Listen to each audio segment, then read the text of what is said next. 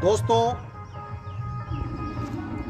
पिछले 1.5 महीने में बिहार की राजधानी पटना में जितने भी पार्टी के जनप्रतिनिधि हैं, उसमें एक नाम पूर्व सांसद पप्पू यादव का कोरोना पीड़ितों के बीच में दिन रात सेवा करते हुए दिखाया गया। लगभग सारे मीडियाओं में, यहाँ तक कि बहुत सारे मीडिया या सोशल मीडिया में पप्पू यादव को गरीबों का मसीहा, देवता, जो बड़े बड़े उपाधियां देनी चाहिए समाजसेवी का, वो सभी नाम से इनको विभूषित किया गया।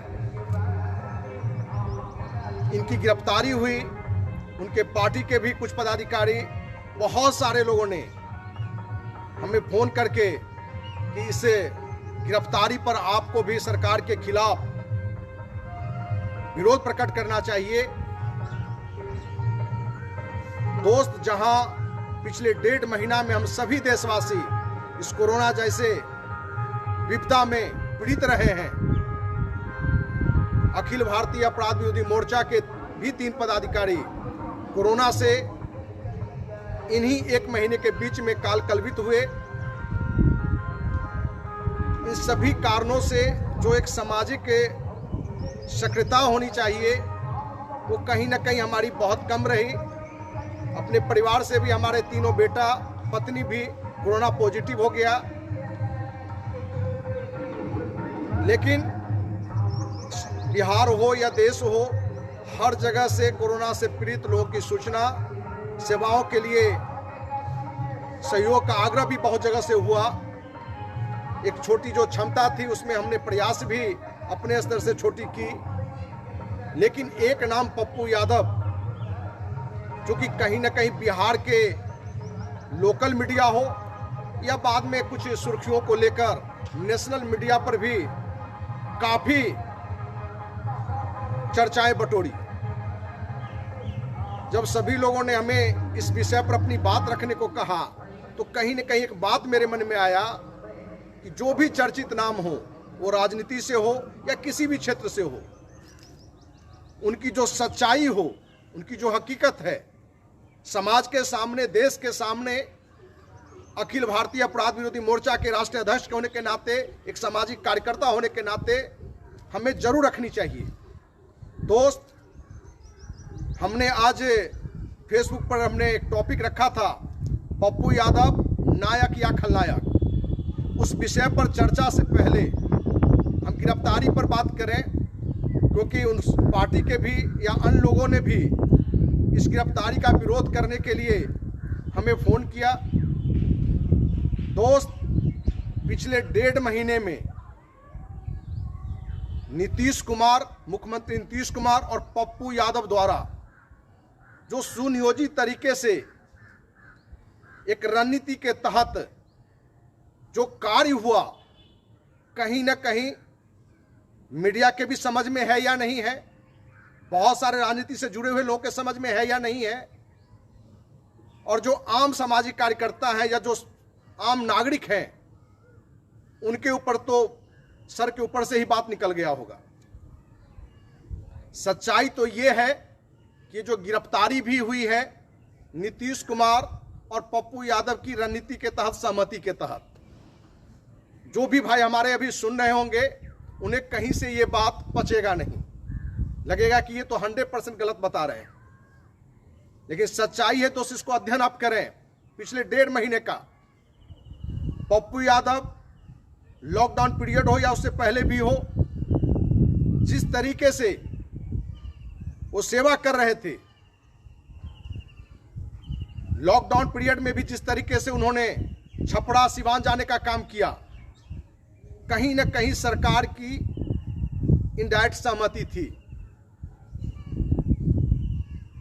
और ये गिरफ्तारी एक रणनीति के तहत राजद को भी नुकसान पहुंचाने के लिए और भाजपा को भी नुकसान पहुंचाने के लिए एक रणनीति के तहत ये कदम उठाया गया।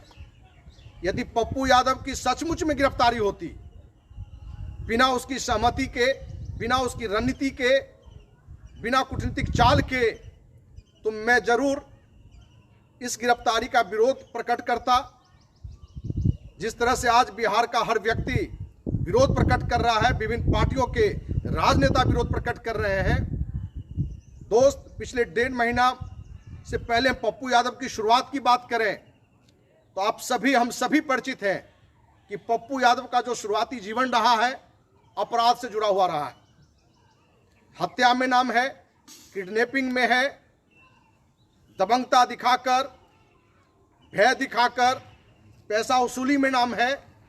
विभिन्न मीडियाओं के द्वारा भी, विभिन्न चैनलों के द्वारा भी करोड़ों रुपया चुनाव के लिए मांगने का आपने देखा भी होगा।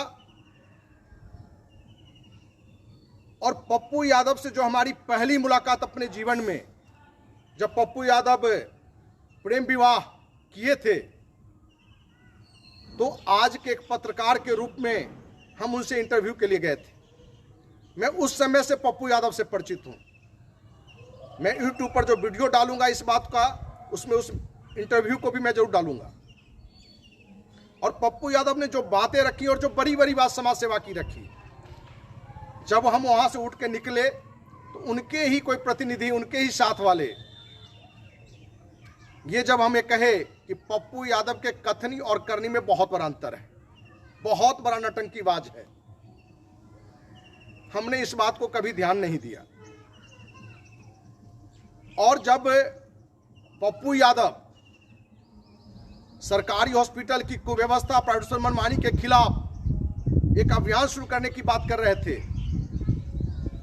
तो उनके ही पार्टी के एक पदाधिकारी जो अखिल भारतीय अपराध विरोधी मोर्चा में भी पदाधिकारी हैं, उन्होंने कहा कि जो आपका लक्ष्य है, जो आप जिस तरह से शराब का विरोध कर रहे हैं, सरकार की जो शराब नीति है उसका विरोध में है, सरकारी हॉस्पिटल की व्यवस्था के विरोध में है, प्राइवेट हॉस्पिटल के मनमानी के खिलाफ आप हैं। पप्पू यादव भी वही काम कर रहे हैं। आपको भी पप्पू यादव को साथ देना चाहिए और आपको मिलना चाहिए। दोस्त, दूसरी मुलाकात पप्पू यादव से उनके ही पार्टी अखिल भारतीय अपराधी मोर्चा के पदाधिकारी के कारण फिर से हमारी दूसरी बार हुई थी। और उस भेंट में हमारी जो बातें हुई, और एक पंपलेट हमने उनको दिया था जो अखिल भारतीय अपराध विरोधी मोर्चा के द्वारा नशा मिटाओ जीवन बचाओ रैली की हमने घोषणा की थी बिहार में पूर्ण शराबबंदी के कानून की मांग को लेकर। हमने देखा कि उस पंपलेट को पप्पू यादव ने एक नज़र देखा और मोर के नीचे फेंक दिया। तो हमें एक नज़र में ये बात समझ में आ गई कि कहीं ना कहीं पप्पू यादव कोई अच्छा मुद्दा भी उठाता है तो उसमें भी उसकी अपना स्वार्थ होता है। और बाद में जो निकलकर भी आया कि प्राइवेट हॉस्पिटल के खिलाफ जो उसने आवाज उठाया था, सिर्फ और सिर्फ बड़े हॉस्पिटलों पर दबाव बना के वसूली के लिए। यह भी सच्चाई है कि उस समय भी ये अलग अलग बहुत लोगों को चिकित्सा का लाभ भी दिलवाते थे। पप्पू यादव का एक पार्ट है, मैं बैक नहीं जाऊं, बहुत पीछे उनका हत्या, अपहरण या जो भी दबंगता का एक लंबे समय से एक सामाजिक कार्यकर्ता के रूप में भी समाज के सामने उन्होंने अपनी बात रखी है। पिछले 1.5 महीने की बात हम करें, एक सुई रेमडेसिविर का नाम, रेमडेसिविर इंजेक्शन, जिसको पप्पू यादव ने खुलेआम मीडिया के सामने आके कि मैं नेपाल से तो बांग्लादेश से तो कहां से हजारों पीस हमने मंगवाई है गरीबों को सहयोग करने के लिए। तो सच्चाई ये है कि एक तो कालाबाजारी का काम गलत है, लेकिन कालाबाजारी करके भी यदि आप 100% इस तरह के सुई को गरीबों में बांटा हो तो मेरे नज़र में तो आप सचमुच में समाज सेवी हैं, नायक हैं। लेकिन सच्चाई इससे परे है। सच्चाई तो ये है कि इक्का दुक्का किसी गरीबों को ये हेल्प किया गया है, क्योंकि पिछले लंबे समय से जो पप्पू यादव का स्टाइल हमने देखा है कि 99% पैसा ये मीडिया पर खर्च करते हैं, सोशल मीडिया में फैलाने वालों पर खर्च करते हैं, और 1% समय या पैसा सेवा पर देते हैं। मीडिया में आप जितनी इनकी सेवा देखते हैं, कहीं न कहीं वही सेवा होता है। हम गांव से रहने वाले हैं, आज भी हम गांव आए हुए हैं। गांव में कहावत है, सेवा का मतलब है एक हाथ से कीजिए, दूसरे को पता नहीं चले। एक हाथ से आप सेवा कीजिए, दूसरे हाथ को पता भी नहीं चलना चाहिए। लेकिन आप देखेंगे कि पप्पू यादव पिछले 1.5 महीने की स्थिति में ही कि बिना मीडिया का, बिना फोटो खिंचाव का कोई सेवा करते हुए नजर नहीं आए होंगे। जिस तरह से हम लोग फिल्म देखते हैं, 3 घंटे के फिल्म में 60 साल की कहानी, और हीरो वो 3 घंटा भर ही रोल करता है, और हम आप उस 60 साल की कहानी को उसी से समझते हैं। पप्पू यादव सही मायने में यदि हटली जो लोगों को दिखा है, हमें भी दिखा है, और ये सच्चाई भी है कि आज बिहार के किसी पार्टी का जनप्रतिनिधि हो, पप्पू यादव की तरह मैदान में, सड़क पर कोई नजर नहीं आया है। ये सच्चाई है, क्योंकि मैं किसी का विरोधी नहीं हूं, ना विरोध प्रकट करता हूं, लेकिन जो सच्चाई है उसको भी रखना मैं अपना कर्तव्य समझता हूं। कहीं न कहीं रेमडेसिविर इंजेक्शन के माध्यम से करोड़ों रुपए की पप्पू यादव ने कमाई की है, करोड़ों रुपए की। मीडिया के माध्यम से सेवा के नाम पर इस इंजेक्शन का एक बड़ा प्रचार इन्होंने किया। इस प्रचार के कारण बिहार ही नहीं, देश के अलग अलग लोगों तक ये बात पहुंच गई कि पप्पू यादव के पास आसानी से ये सुई आपको उपलब्ध हो सकता है। यदि इस घटना की सीबीआई जांच हो तो दूध का दूध, पानी का पानी आ जाएगा, और सीबीआई जांच में यह सच्चाई आवे कि पप्पू यादव सचमुच जितनी भी हजारों सुई, कोई कहता है 20,000 सुई, कोई कहता है 25,000, कोई 10,000, सच्चाई क्या है वो जांच का विषय है। यदि ये सारे सुई उन गरीबों को मदद किया हो जो आर्थिक रूप से कमजोर हो, तो नायक नहीं महानायक है, सचमुच में महानायक है। लेकिन जितना हम जानते हैं, जितना हमारे जानकारी में है, पप्पू यादव ने इक्का दुक्का छोड़ के ये सारे सुई जितने में खरीदारी की है उससे 2 गुना, 4 गुना, 5 गुना में बेचा है। उनके लोग हैं, उनकी एक टीम है, क्योंकि जो दबंग लोग होते हैं, जनप्रतिनिधि होते हैं इस तरह के, उनकी संख्या भी हर जगह लोग हैं।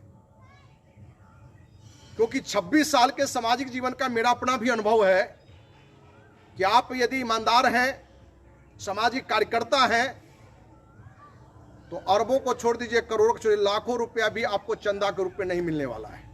न व्यापारी आपको मदद करेगा, न अधिकारी करेगा, न ठेकेदार करेगा।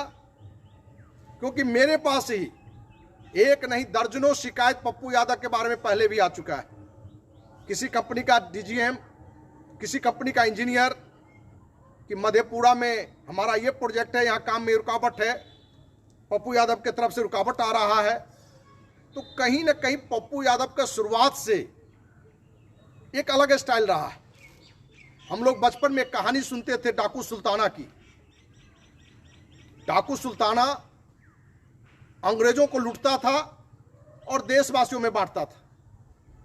अंग्रेजों को लूटता था और देशवासियों को बांटता था। कहीं ना कहीं वो पार्ट का हटकर पप्पू यादव भी कहीं ना कहीं कुछ पैसे जो इस तरह के चंदे आते हैं उसका कुछ हिस्सा समाज के गरीबों में जरूर वितरण करता है। और इसी वितरण को लेकर, इसी सहयोग के लेकर, इसी सेवा को लेकर कहीं ना कहीं आज लोगों में एक कंफ्यूजन हो गया है कि पप्पू यादव गरीबों का मसीहा है, महानायक है, नायक है। कुछ मीडिया ने तो ये चला दिया कि पप्पू यादव आज इस कोरोना के काल में देवता है। हम उन साथियों से भी पूछना चाहेंगे कि आप भी धरातल पर जाके पता करिए कि कितने गरीब लोगों को मदद मिला है। क्योंकि जितना आप मीडिया पर दिखाते हैं वो पूरी टेलर नहीं है। वो पप्पू यादव की पूरी फिल्म है, जहां ये होना चाहिए कि 100% काम हो, 1% मीडिया में दिखे, लेकिन वो 1% काम को ही 100% बनाकर मीडिया दिखाती है। दोस्त, दूसरी बात, ये पप्पू यादव के बाद बिहार में दूसरा नाम सांसद राजीव प्रताप रूढ़ी का भी खूब नाम आया। जहां पप्पू यादव को महान, भगवान, वहीं राजीव प्रताप रूढ़ी को चोर, फ्रॉड, किन नामों से बताया गया ये आप सभी जानते हैं। मैं कोई राजीव प्रताप रूढ़ी का प्रशंसक नहीं हूं, न तो सपोर्टर हूं, क्योंकि अखिल भारतीय अपराध विरोधी मोर्चा के बैनर तले जो सच्चाई होती है उसी को हम रखते हैं। यह सच्चाई है कि बिहार ने देश का हर वासी राजीव प्रताप रूढ़ी के सांसद कोटा से जो एम्बुलेंस आए थे, इस बड़े विपदा में सदुपयोग नहीं हो रहा था, जो कि हर किसी ने उसको निंदा करना चाहिए था और निंदा का योग भी था। लेकिन क्या राजीव प्रताप रूढ़ी जानबूझकर इस काम को किए थे? और कहीं ना कहीं इच्छा शक्ति के अभाव में यह काम हुआ था। हम आज राजीव प्रताप रूढ़ी पर ज्यादा फोकस नहीं करेंगे, क्योंकि कल शाम 5 बजे राजीव प्रताप रूढ़ी के बारे में भी, राजीव प्रताप रूढ़ी नायक या खलनायक, उस पर पूरी ईमानदारी से हम अपनी बात रखेंगे।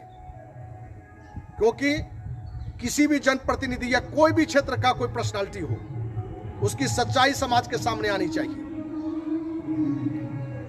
दोस्त, पप्पू यादव की जो गिरफ्तारी की गई, पूरा बिहार का हर घर, कोई भेदभाव बिना किए हुए विभिन्न राजनीतिक दल से लोग आगे आए और पप्पू यादव की गिरफ्तारी का विरोध प्रकट किए, भावना प्रकट किए। पप्पू यादव भी जब थाना से निकल के मीडिया के सामने अपनी बात को रखा, तो उसने कहा कि नीतीश कुमार पर बीजेपी के दबाव के कारण हमारी गिरफ्तारी हुई, जबकि सच्चाई ये नहीं है। क्योंकि इस गिरफ्तारी से यदि किसी को नुकसान है, या पिछले 1.5 महीना के पप्पू यादव के क्रियाकलाप से, उससे राजद को बड़ा नुकसान है और भाजपा को बड़ा नुकसान है, इस गिरफ्तारी से भी। लेकिन पप्पू यादव और मुख्यमंत्री नीतीश कुमार की एक रणनीति, कूटनीतिक की चाल के तहत पप्पू यादव को छपरा वाली घटना के लिए भी छूट दी गई, सरकारी सिस्टम के लिए भी छूट दिया गया कि पर्दाफाश कीजिए। आपको भी आश्चर्य लग रहा होगा कि कोई सरकार अपनी हंसी हंसाई कैसे करवाएगा। तो सरकार, नीतीश कुमार की एक मंशा थी कि हमारी जो स्वास्थ्य व्यवस्था है, स्वास्थ्य मंत्री भाजपा से है, भाजपा को हमको आईना दिखाना होगा, हम डायरेक्ट नहीं दिखा सकते, तो पप्पू यादव जैसे आदमी को आगे करके उस आईना को हमें दिखाना चाहिए। और पप्पू यादव अपने वक्तव्य में बराबर कहते रहे हैं कि राजीव प्रताप रूढ़ी हमारे भाई हैं, हमारे मित्र हैं। यदि पप्पू यादव सचमुच में समाज सेवी होते, गरीबों की चिंता होती, उन्हें पता होता कि एम्बुलेंस के कहीं रहने से एक बड़ा नुकसान हो रहा है, तो उनको वहां छापामारी करने से पहले राजीव प्रताप रूढ़ी को फोन करना चाहिए था, बातें करनी चाहिए थी कि राजीव प्रताप रूढ़ी भाई, दोस्त, जो भी ये संबोधन करते, आपकी गलती से कहीं न कहीं इस बड़े विपदा में, बड़े आपदा में, जिस एम्बुलेंस को सड़क पर दौड़ते हुए रहना चाहिए, आज वो वहां पड़ा है। यदि राजीव प्रताप रूढ़ी ड्राइवर की कमी इनको दिखाता, तो ये ड्राइवर की व्यवस्था करने की बात करके ड्राइवर व्यवस्था करवाते, तो सचमुच पप्पू यादव सच्चे समाज सेवी, सच्चा नायक, महानायक कहलाता मेरे नजर में। लेकिन पप्पू यादव की रणनीति थी कि कुछ मीडिया को पटना से ले चलो साथ में, और वहां जाकर हमें सिर्फ एम्बुलेंस दिखाना है, क्योंकि जितना सेवा को लेकर पप्पू यादव को पूरे देश में मीडिया ने नहीं दिखाया, राजीव प्रताप रूढ़ी के एम्बुलेंस को लेकर दिखाया। दोस्त, हम पप्पू यादव के विरोध में बात करने के लिए नहीं आए हैं, लेकिन कहीं न कहीं वो समाज सेवी जो इस विपदा में हो या बाढ़ हो या कहीं भी हो, अपने राज्य या देश के बहुत सारे समाज सेवी हैं जो बिना किसी स्वार्थ का, बिना किसी प्रशासन के सहयोग का, बिना किसी मीडिया के द्वारा मनोबल बढ़ाए हुए गरीबों की सेवा करता है। आज भी कोरोना पीड़ित में सैकड़ों लोग ऐसे हैं, लेकिन मीडिया उनको जगह नहीं देती है, इसलिए आपके नजर में वो नायक नहीं है। जो व्यक्ति ना उसका फायदा लेके कभी चुनाव लड़ेगा, न तो आपके द्वारा, जनता के द्वारा प्रशंसा का पात्र बनेगा। हम तो चाहेंगे, पप्पू यादव ने जिस तरह से राजीव प्रताप रूढ़ी के बारे में कहा कि एम्बुलेंस वाली घटना या विभिन्न एनजीओ में बड़े बड़े घोटाले की बात की, हम चाहेंगे कि भारत सरकार और राज्य सरकार राजीव प्रताप रूढ़ी की भी बात के बारे में जो पप्पू यादव ने कही है, और जो आरोप मैं आज लगा रहा हूं पप्पू यादव पर कि मीडिया को माध्यम बना के दवा को सहयोग में कम ऊंचे दामों में बेचकर वहां से भी उन्होंने पैसा कमाया है। पप्पू यादव सचमुच में मसीहा गरीबों के होते तो मैं तो लंबे समय से सुनता आ रहा हूं। जब उनका मैंने पहली बार इंटरव्यू लिया था प्रेम विवाह के बाद कि मेरे पास हजारों बीघा जमीन है, यदि ये बात आती कि कोरोना जैसे विपदा काल में अपने 90% जमीन, 95% जमीन को पप्पू यादव ने बेच के इस बड़े काम में लगा रहे हैं, लेकिन सच्चाई ये नहीं है। उनकी जमीन 3000 बीघा, कभी 2000 बीघा, सच्चाई क्या है वो आप सभी जानते होंगे। और मेरा तो व्यक्तिगत मानना है, क्योंकि 26 साल से मैं भी सामाजिक जीवन में हूं, हमने भी संकल्प के साथ आया कि जो कमाएंगे उसका कम से कम 50% से अधिक सामाजिक काम में लगाएंगे। हमने 70% से ज्यादा अधिक लगाया। हमने ये भी संकल्प लिया कि न 1 इंच जमीन खरीदेंगे, न मकान खरीदेंगे। और पिछले 26 साल में कोई महीना नहीं है कि कम से कम 10-12 लोगों को हमने डॉक्टर से नहीं दिखवाया है। लेकिन कहां वो मीडिया में हमने डाला, या और भी ऐसे बहुत हजारों लोग ऐसे हैं अपने देश में, 1-2 नहीं हजारों ऐसे लोग हैं जो गरीबों की सेवा कर रहे हैं, निस्वार्थ भाव से कर रहे हैं। न तो उसके लिए उनको प्रचार चाहिए और न तो कोई मीडिया उसकी अच्छाई को आगे ले जा रहा है। दोस्त, हम ये नहीं कहेंगे कि अंगुलीमाल या वाल्मीकि शुरू में डकैत के रूप में था, बाद में एक अच्छा इंसान बन गया। पप्पू यादव का पुराना समय जो भी हो, लेकिन आज भी वो एक समाज सेवी नहीं है, आज भी वो गरीबों का मसीहा नहीं है। पर आज जो बिहार में जितने जनप्रतिनिधि हैं उनसे जरूर अच्छा है।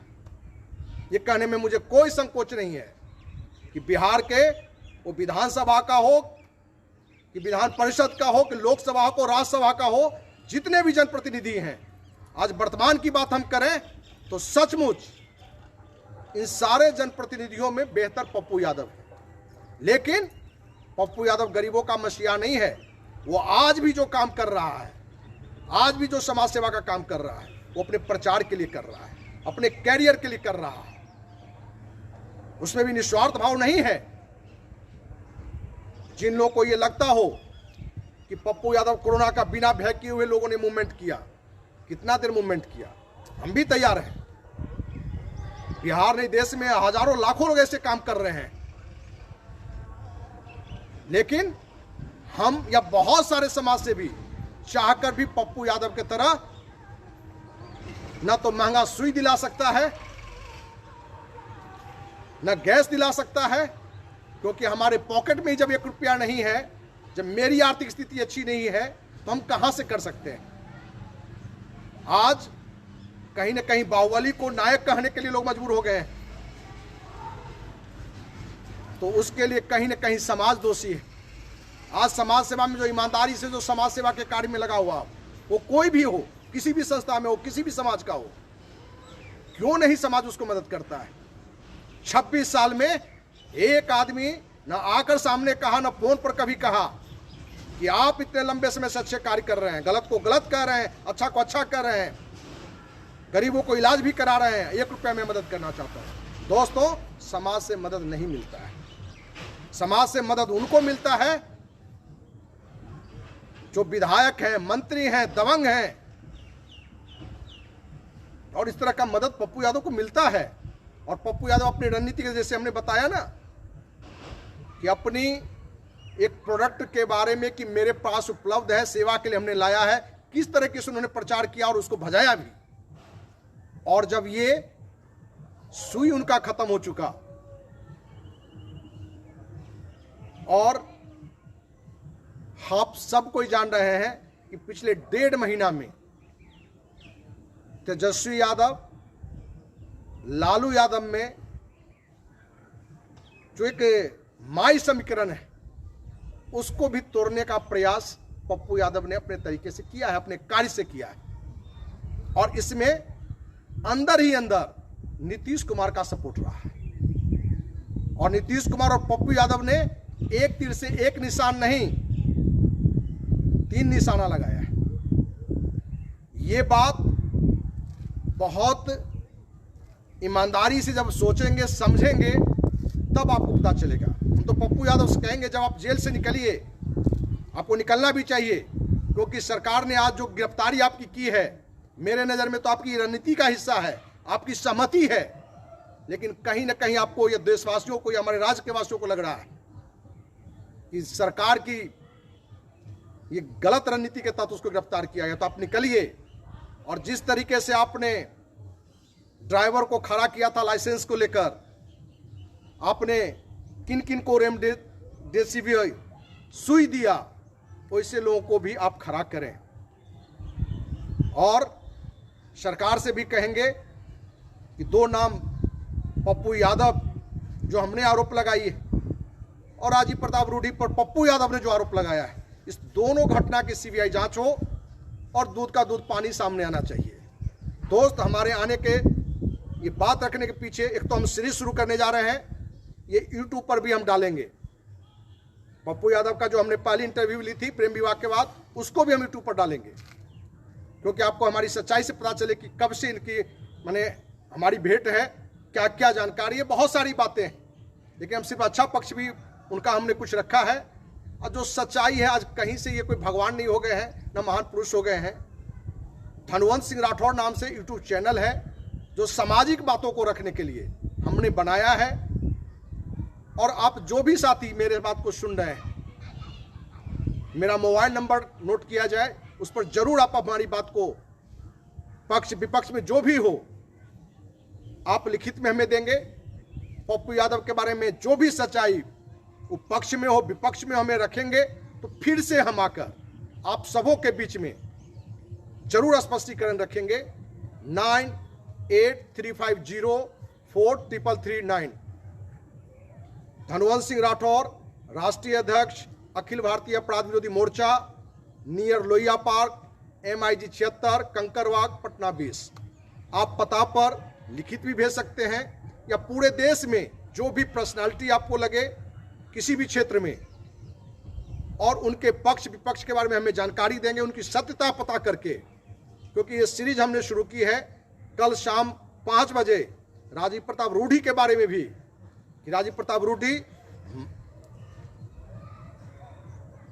नायक या खलनायक, इस विषय पर भी पूरी ईमानदारी से, पूरी सच्चाई के साथ हम बात रखेंगे। क्योंकि मैं उनसे भी परिचित हूं, उनसे भी हमने काफ़ी बार मिली है। दोस्त, अंत में सभी देशवासियों से ये हमारी अपील है कि कोरोना महाकाल में आप अपने नज़दीक के क्षेत्रों में जो सहयोग कर सकें तो करें। लॉकडाउन भी है, और इस कोरोना काल में बहुत लंबे दूरी पर जाकर कहीं न कहीं हम जो सहयोग करने की बात करते हैं, उसमें सेवा कम होता है, उन लोगों को नुकसान ही ज़्यादा होता है। इसलिए हम खुद सुरक्षित रहें, और जहां है वहीं से जो सेवा हो सके जरूर करें। और अंत में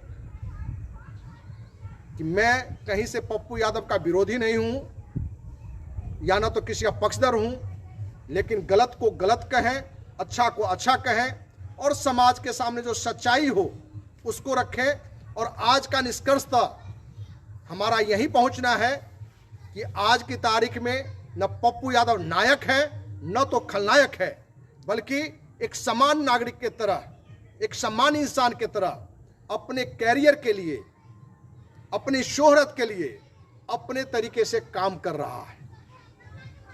फिर भी बिहार के जितने प्रतिनिधि हैं उनसे ज़्यादा अच्छा मार्क्स मेरी नज़र में है।